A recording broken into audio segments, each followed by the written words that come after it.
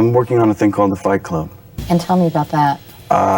That's David Fincher directing, who directed Seven, who has another visual. He's on to something. Yeah. What's it about? It's about two guys who start this amateur boxing league for underprivileged youth and the woman who comes between them. But we twisted a bit.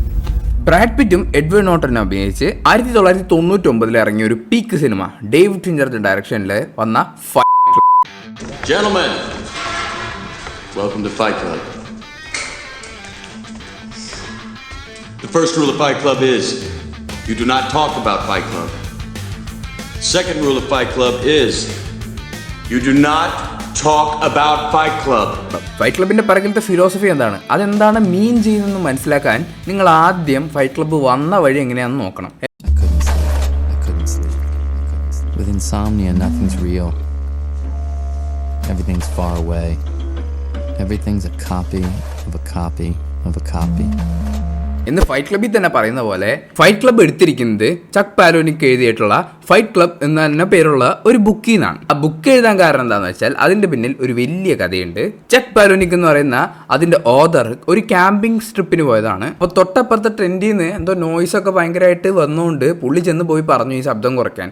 അപ്പോൾ അവരെല്ലാവരും വന്നിട്ട് കൂട്ടം കൂടി പുള്ളിനെ തല്ലി പരിപ്പിളക്കി വിട്ടു. പിറ്റേ ദിവസം പുള്ളി ഓഫീസിൽ പോയപ്പോൾ പുള്ളിയുടെ കോവർക്കേഴ്സ് ആരും ഏതാ നടന്നതെന്നോ എന്താ സംഭവിച്ചതെന്നോ എന്താ കാരണം എന്നോ ഒന്നും ചോദിച്ചില്ല. പുള്ളിയുടെ മൈൻഡ് ചെയ്യാണ്ട് വിട്ടു. അപ്പോൾ പുള്ളി ഇങ്ങനെ ആലോചിച്ചു, ആരെയും പറ്റിയും കെയർ ചെയ്യുന്നില്ല, എല്ലാവരും അവരവരുടെ ജീവിതം ചുമ്മാ അങ്ങോട്ട് ജീവിച്ചു പോവാണ്, അതും ഒരർത്ഥമില്ലാണ്ട് ഒരു കാര്യത്തിൽ. അങ്ങനെ പുള്ളി എഴുതി തുടങ്ങിയ ആ സംഭവമാണ് ഫൈറ്റ് ക്ലബ് എന്ന് പറയുന്ന ഒരു ബുക്കായതും പിന്നീട് 1999 ഫൈറ്റ് ക്ലബ് എന്ന് പറയുന്ന ഒരു സിനിമയായതും. നമ്മുടെ ഫൈറ്റ് ക്ലബിലെ നറേറ്റർ എന്ന് പറയുന്നത് പുള്ളിയുടെ കഥ എടുത്തൊക്കെ ആണെങ്കിൽ ഒരു വൈറ്റ് കോളർ ജോബുമായിട്ട് ചുമ്മാ ഇങ്ങനെ ജീവിച്ച് തീർത്തുകൊണ്ടേ ഇരിക്കുകയാണ്. എന്താ ചെയ്യേണ്ടതെന്ന് പുള്ളിക്ക് അറിഞ്ഞുകൂടാ. കൊമേഴ്ഷ്യൽസ് കണ്ടിട്ടാണ് ഓരോ കാര്യങ്ങളടക്കം തീരുമാനിക്കുന്നത്. ഓരോരുത്തരും ഇൻസോംനിയ ഉള്ള കാരണം ഉറങ്ങാനും പറ്റുന്നില്ല. ആരുടെയൊക്കെ ഓർഡേഴ്സ് ഇട്ടിട്ട് ആ ഒരു ഫ്ലോയ്ക്ക് അനുസരിച്ച് ഇതൊക്കെ പാലിച്ച് ചുമ്മാ അങ്ങോട്ട് പോവുകയാണ്. ഒരാവശ്യമില്ലാത്ത സാധനങ്ങൾ കുറേ വാങ്ങിച്ചു കൂട്ടുകയാണ്. ഒരർത്ഥമില്ലാത്ത രീതിയിലാണ് പുള്ളി ജീവിക്കുന്നത്. ആർക്കോ വേണ്ടി ജീവിക്കുകയാണ്. ഈവൻ ഫ്ലൈറ്റിൽ പോകുമ്പോൾ പുള്ളി വിചാരിക്കുകയാണ് ഈ ഫ്ലൈറ്റ് തകർന്നു വീണ് മരിച്ചാൽ നന്നായിരുന്നു. പുള്ളി കൺസ്യൂമറിസത്തിൻ്റെയും ക്യാപിറ്റലിസത്തിൻ്റെയും ആ ഒരു ബാഡ് സൈഡിൻ്റെ വലിയൊരു ഇരയാണ്. അവനവൻ്റെ കംഫർട്ട് സോണിൽ ഇരുന്ന് ഉറച്ചു പോയ ഒരു ക്യാരക്ടറാണ് നരേറ്ററിൻ്റേത്. പുള്ളിക്ക് പോരാത്തതിന് വലിയൊരു ഐഡൻറ്റിറ്റി ക്രൈസിസും ഉണ്ട്. അതിൻ്റെ ഭാഗമായിട്ടാണ് ഇതിൽ നരേറ്ററിന് പേരില്ലാത്തത്. കാരണം ഇത് ഞാനാകാം, നിങ്ങളാകാം, പലരും ആകാം. മോഡേൺ സൊസൈറ്റിയിൽ ജീവിക്കുന്ന ആര് വേണമെങ്കിലും ആവാത്. ഒരു 10-12 വയസ്സ് വരെ അച്ഛനമ്മയും പറയുന്നത് കേട്ട് സ്കൂളിൽ പോകും. പിന്നെ ഒരു 10-15 വയസ്സ് കഴിഞ്ഞിട്ട് അച്ഛനമ്മയും പറയുന്നത് കേട്ട് കോളേജിൽ പോകും. പിന്നെ കോളേജിൽ നിന്ന് പുറത്തിറങ്ങിയിട്ട് ഒരു ജോലി കണ്ടുപിടിക്കാൻ നടക്കും. പിന്നെ ആ ജോലിയിൽ വർഷങ്ങളോളം നമ്മളിങ്ങനെ വെറുതെ ഇരിക്കും. ഇത് ഞാൻ നിങ്ങളുടെയോ എൻ്റെയോ കഥയല്ല പറയുന്നത്. ഈ സിനിമയിലെ നരേറ്ററിൻ്റെ കഥയാണ് ഞാൻ പറയുന്നത്. നമ്മളീ പലരും ചുറ്റുമുള്ള ആൾക്കാർ എന്തൊക്കെയോ പറഞ്ഞു കേട്ടിട്ട് എന്തൊക്കെയോ ചെയ്തുകൊണ്ടിരിക്കുകയാണ്, എങ്ങോട്ടൊക്കെയോ പോയിക്കൊണ്ടിരിക്കുകയാണ്. പക്ഷെ അത് മാറ്റാനായിട്ടാണ് നരേറ്ററിൻ്റെ തന്നെ ആൾട്ടർ ഈഗോ ആയിട്ടുള്ള ടൈലർ ഡേർഡൻ വരുന്നത്. മോഡേൺ സൊസൈറ്റിയിൽ ജീവിക്കുന്ന നമ്മൾ പലപ്പോഴും അനുഭവിച്ചിട്ടുള്ള ഒരു സംഭവമാണ് ഐസൊലേഷൻ, അതായത് ഒറ്റപ്പെടുക.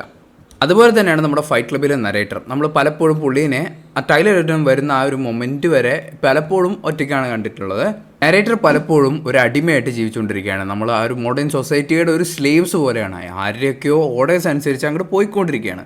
പക്ഷേ ടൈലർ ഡേർഡൻ വരുന്നതും പുള്ളിയുടെ ഐഡിയോളജീസും ശരിയാണെന്ന് ഞാൻ പറയില്ല. ബട്ട് നരേറ്ററിനെ ഒരു തരത്തിൽ അല്ലെങ്കിൽ മറ്റൊരു തരത്തിൽ ലിബറേറ്റ് ചെയ്യുന്നത് ടൈലർ ഡേർഡൻ്റെ ആ ഒരു ഡിസ്ട്രക്റ്റീവായിട്ടുള്ള ഐഡിയോളജീസാണ്.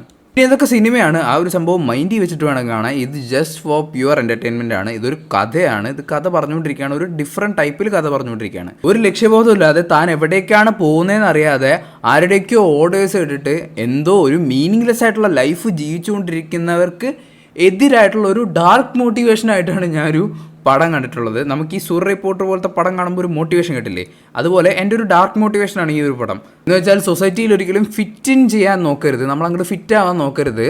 ഞാൻ എന്താണോ ചെയ്യാൻ ഇഷ്ടപ്പെടുന്നത് അത് ചെയ്യുക, ബാക്കി ആരെന്ത് പറഞ്ഞാലും ഒരു കോപ്പുമില്ല എന്ന് എന്നോട് പറയുന്ന പടമാണ് ഈ ഒരു ഫൈറ്റ് ക്ലബ് എന്ന് പറയുന്ന പടം. അത് എനിക്കൊരു ടൈപ്പ് ഓഫ് ഡാർക്ക് മോട്ടിവേഷനാണ്. ഇന്നത്തെ ഒരു സമൂഹത്തിൽ എടുത്തു നോക്കിയാൽ നമ്മുടെ ലൈഫ് സ്റ്റൈൽ പലപ്പോഴും നമ്മുടെ നരേറ്ററിൻ്റെ പോലെയാണ്. പോരാത്തതിന് നമുക്ക് പലപ്പോഴും ഒരു ടൈലർ ഡർഡൻ ആവാനുള്ള ഒരു മോട്ടിവേഷനും ഇടയ്ക്കിടയ്ക്ക് വരാറുണ്ട്. പക്ഷെ എന്തൊക്കെയോ മീനും കൊണ്ട് നമ്മളതൊന്നും ചെയ്യുന്നില്ല എന്ന് മാത്രം.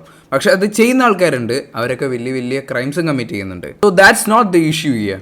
പ്രശ്നം എന്താണെന്ന് വെച്ചാൽ നമ്മുടെ സൊസൈറ്റി തന്നെ ട്രെയിൻ ചെയ്തുകൊണ്ടിരിക്കുകയാണ്. ഒരാൾക്ക് ഒരു ഡിഫറെൻറ്റ് ഒപ്പീനിയൻ വന്നാൽ അവനെല്ലാവരും കൂടെ കൂട്ടം കൂടി ആക്രമിക്കുന്ന ഒരു സംഭവം വന്നിരിക്കുകയാണ്. കാരണം അവർ ആ ഒരു നോർമാലിറ്റി വിട്ടുപോകുന്നത് ആ ഒരു ക്രൗഡിന് ഇഷ്ടമാണ്. നോക്കുക, പല സ്കൂളുകളും വർക്ക് ബീസിനെയാണ് ക്രിയേറ്റ് ചെയ്തിരിക്കുന്നത്.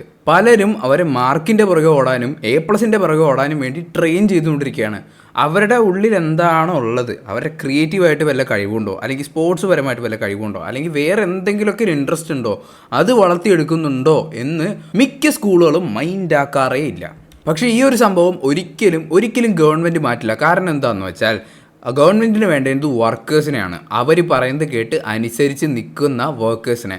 ഇവിടെ സ്കൂളുകളിൽ അനുസരിക്കാനാണ് പഠിപ്പിക്കുന്നത്, ഒരു പാറ്റേൺ അനുസരിച്ച് പോകാനാണ് പഠിപ്പിക്കുന്നത്. ക്രിയേറ്റീവായിട്ട് തിങ്ക് ചെയ്യാൻ മിക്കവരും സമ്മതിക്കുന്നില്ല, പഠിക്കുന്നേയില്ല. ബട്ട് ആ കേസിൽ ഞാൻ വളരെ ലക്കിയായിരുന്നു. കാരണം എനിക്ക് 1-2 ടീച്ചേഴ്സെങ്കിലും എൻ്റെ ക്രിയേറ്റിവിറ്റീനെ ബാക്കപ്പ് ചെയ്യാനുണ്ടായിരുന്നു.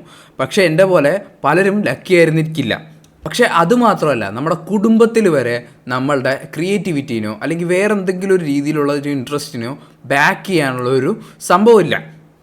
അവരെയും ഈ സൊസൈറ്റിയും മീഡിയയൊക്കെ മാർക്കിൻ്റെ പുറകെ പോകാനും A+ൻ്റെ പുറകെ പോകാനും അങ്ങനെയാണ് നമുക്കൊരു ലൈഫ് കിട്ടുക, ഒരു നല്ല ലൈഫ് കിട്ടുക എന്നൊരു സംഭവം അവരുടെ മൈൻഡിൽ സെറ്റ് ചെയ്ത് വെച്ചേക്കാണ്.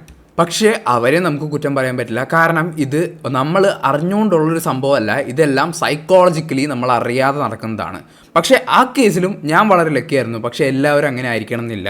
പക്ഷേ ഈ ഒരു സൊസൈറ്റിയിൽ ഒരാളുടെ പാഷൻ നോക്കി വർക്ക് ചെയ്ത് വരണമെങ്കിൽ എന്തോരം കഷ്ടപ്പെടണമെന്ന് ആലോചിക്കൂ.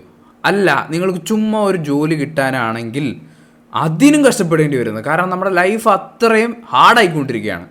സോ ചെറുപ്പം തൊട്ടേ ഈ മാർക്കിൻ്റെ പുറകെയും ഈ വലിയ ജോലിയുടെ പുറകെയും ശമ്പളത്തിൻ്റെ പുറകെയൊക്കെ പോകാൻ വേണ്ടി ട്രെയിൻ ചെയ്തിട്ട് അതുമില്ല ഇതുമില്ല എന്നാവുമ്പോൾ മനുഷ്യൻ്റെ മനസ്സിൽ തോന്നുന്ന ഒരു ഫ്രസ്ട്രേഷനാണ്. ഇനിയിപ്പോൾ ആ ജോലി കിട്ടിയെന്ന് വരിക, ജോലി കിട്ടി, ഇനി എന്താ ഉള്ളത്? മീനിങ്ലെസ് ആയിട്ടുള്ളൊരു ലൈഫ്. ഇതിൻ്റെയൊക്കെ ഇടയിലുള്ള ഒരു ഫ്രസ്ട്രേഷനാണ് ടൈലർ ഡേർഡൻ എന്ന് പറയുന്ന കഥാപാത്രം.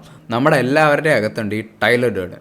സോ നമ്മുടെയൊക്കെ മിഡ് ലൈഫ് ക്രൈസിസ് 1999 ഉള്ളൊരു പടത്തിൽ സംസാരിച്ച് വെച്ചിരിക്കുന്നു. ഇതൊന്നും നമുക്ക് ചേഞ്ച് ചെയ്യാൻ പറ്റില്ല എന്നുള്ളൊരു നോട്ടിൽ തന്നെയാണ് ഈ പടവും ഈ ബുക്കും അവസാനിക്കുന്നത്. നമുക്കൊരു കാര്യം ചെയ്യാം, നമുക്ക് അവെയർ ആവാം, ഇങ്ങനൊരു സംഭവം ഇവിടെ ഉണ്ടെന്ന് അവെയർ ആവാം. ഈ സിസ്റ്റം ചേഞ്ച് ചെയ്യാൻ പോയ ടൈലർ ഡേർഡൻ ഉണ്ടായ അവസ്ഥ എന്താണെന്ന് നമുക്ക് കാണിച്ചു തരുന്നുണ്ട്.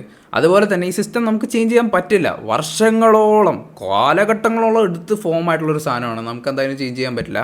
ബട്ട് നമുക്കത് ഓവർകം ചെയ്യാൻ എന്തെങ്കിലും ഒരു രീതിയിൽ പറ്റിയിരിക്കും. പക്ഷേ ഇതിൽ ടൈലർ ഡേർഡൻ ഓരോരോ പ്രശ്നങ്ങൾ ഒപ്പിച്ച് വെക്കുന്നത് പുള്ളിയുടെ ആ ഒരു ഡിസ്ട്രക്റ്റീവായിട്ടുള്ള ഐഡിയോളജീസ് കാരണമാണ്. അതിലൂടെ തന്നെ നമുക്ക് മനസ്സിലാക്കാം ഡിസ്ട്രക്റ്റീവായിട്ടുള്ള ഒരു ഐഡിയോളജി കൊണ്ടും നമുക്കിവിടെ ഒന്നും ചെയ്യാൻ പറ്റില്ല. നാശനഷ്ടങ്ങളും പ്രശ്നങ്ങളും എല്ലാം ഉണ്ടാകുന്നത് നമുക്ക് തന്നെയായിരിക്കും. ഈ സിസ്റ്റം തിരുത്താൻ വേണ്ടി നമ്മൾ മുമ്പോട്ട് പോയാൽ അത് തന്നെ നമ്മളെ കൺസ്യൂം ചെയ്യും.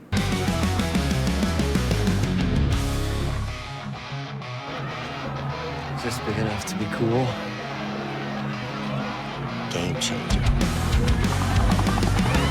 Holy shit, it's new.